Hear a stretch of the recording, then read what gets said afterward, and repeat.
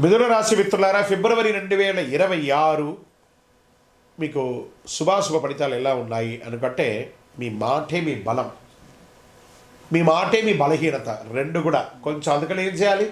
నోరు అదుపులో ఉంచుకోవాలి. మిథున రాశి వారి గారికి నమస్కారం. ఇది సాధారణ రాశి ఫలితం కంటే ఒక మెట్టు ఎక్కువ అని కూడా చెప్పచ్చు. స్త్రీ పురుషులు ఇరువురికి కూడా మనం చెప్తున్నాం. ఇది ఏ మాట ఆపుకోవాలో, ఏ మాట చెప్పాలో, ఎక్కడ నోరు తెరిస్తే లాభమో, ఎక్కడ మౌనం పాటిస్తే మంచిదో ఈ వీడియో పూర్తిగా చూడండి, మీకు అర్థమవుతుంది. గురు భగవానుడు 1, శని 10, రాహు 9, కేతు 3, బుధుడు మిథున రాశి అధిపతి.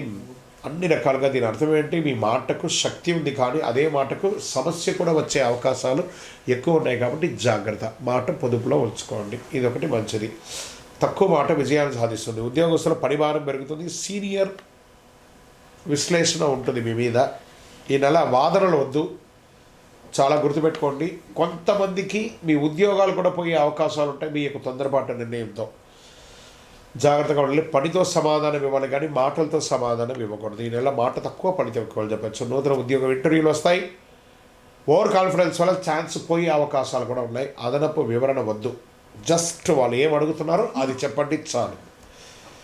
ఇక ఇండస్ట్రీ సెక్టార్లో, సర్వీస్ సెక్టార్లో కమ్యూనికేషన్ చాలా ముఖ్యం అని కూడా చెప్పచ్చు. ఇండస్ట్రీస్లో డాక్యుమెంటేషన్ ముఖ్యం. మీ మిషనరీస్ అంతా కూడా రిపేర్ చేసుకోవడం లేదా సర్వీస్ చేసుకోవడం అంటే చేయండి. వ్యాపారంలో మాట ఒప్పందాలు ప్రమాదం. ఒకరికొకరు కలిసినప్పుడు జాగ్రత్తగా, పార్ట్నర్షిప్ చేసినప్పుడు జాగ్రత్తగా ఉండండి.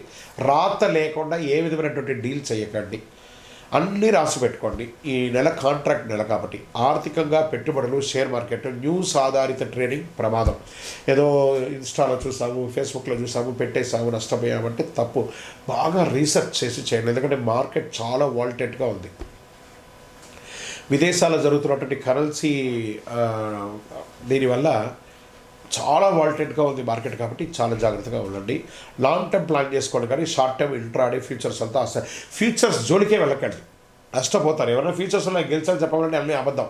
కాబట్టి లాంగ్ టర్మ్ ఇన్వెస్ట్ చేయండి, మెటల్ మీద ఇన్వెస్ట్ చేయండి. ఏదైనా డబ్బు దూరం అవుతుంది, లేకపోతే షార్ట్ టర్మ్లో చేయండి. ఇలా ఇవన్నీ జాగ్రత్తగా చూసుకోవాలి. మరి రెగ్యులర్ వ్యాపారం చేస్తున్న వాళ్ళకి కస్టమర్స్ ఫ్లో మిశ్రమంగా ఉంటుంది. కొంచెం మన కస్టమర్స్కి కొత్తదనం ఏమైనా చెప్పండి, అన్నీ కలిసి వస్తుంది. విదేశీయ చదువు, విదేశీ ఉద్యోగం చేసేవారికి, అక్కడ ఉద్యోగంలో చాలా ప్రెషర్ అందుతున్నటువంటి వారికి జూలై తర్వాత మీకు ఉపశమనం ఉంటుందని చెప్పచ్చు.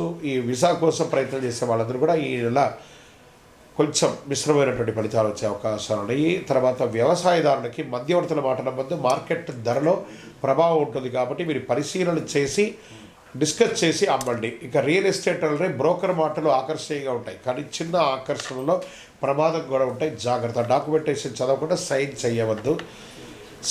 మొత్తం ఈ యొక్క మార్కెట్ చేసే వాళ్ళందరూ కూడా కొంచెం తక్కువగా చెప్పి అమ్మడానికి ప్రయత్నం చేయండి.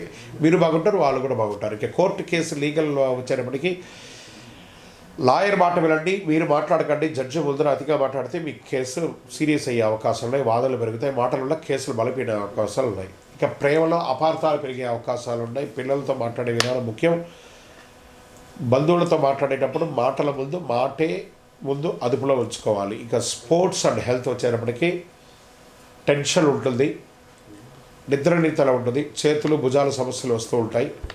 స్క్రీన్ టైం తగ్గించండి. నిశ్శబ్దం అవసరం బాగా. ఇప్పుడు ఎంతసేపు సోషల్ మీడియాలో స్క్రీన్ టైం అంటే ఏంటి? ఫేస్బుక్, ఇన్స్టాగ్రామ్, ఫోన్ పక్కన పడేయండి. స్పోర్ట్స్లో అథ్లెటిక్స్గా ఉండాలంటే కొంచెం పక్కన పడేయండి. ఇంకా అదృష్ట సూచనలు ఎలా ఉన్నాయంటే, ఇలా పచ్చ, లేత పసుపు చాలా కలిసి వస్తుంది. అదృష్టమైన రంగు.